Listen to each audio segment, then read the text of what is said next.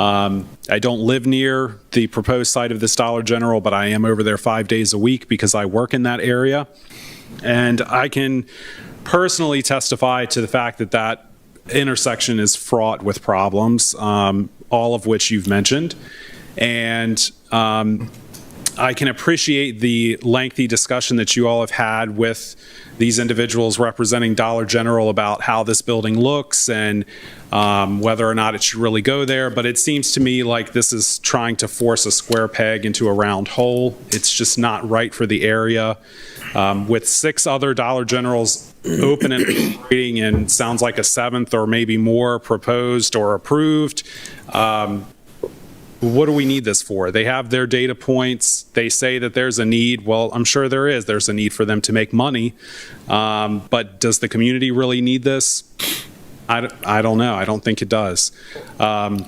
Somebody mentioned the point about food deserts, which I think is a very good point. But I would like to point out that Dollar General is a convenience store.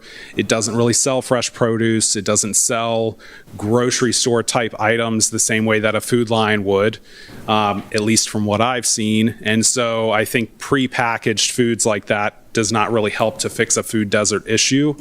I also would question the need for it as a business in general in the county, when we need to diversify business and focus more outside of retail businesses that pay low-level wages that people cannot support a family on. So that's a point I think that should be considered.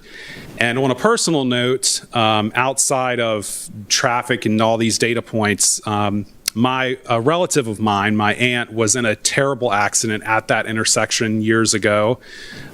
She very nearly lost her life. She had to get her legs reconstructed with rods and screws and whatever medical miracles that they did to save her legs and allow her to walk again. But there was a lot of work that went into that for her, a lot of physical therapy, and I mean, I can't even imagine. But that type of situation, I'm sure, is pretty common for a lot of people in this county because I'm sure there's been a lot of accidents there, a lot of lives taken. And with the school so nearby, I don't think that putting more traffic, even if it would only add 50 trips like the data that was in your package said, I mean, 50 trips is 50 trips too many when there's 20,000 people coming through that intersection, according to a 6-year-old study.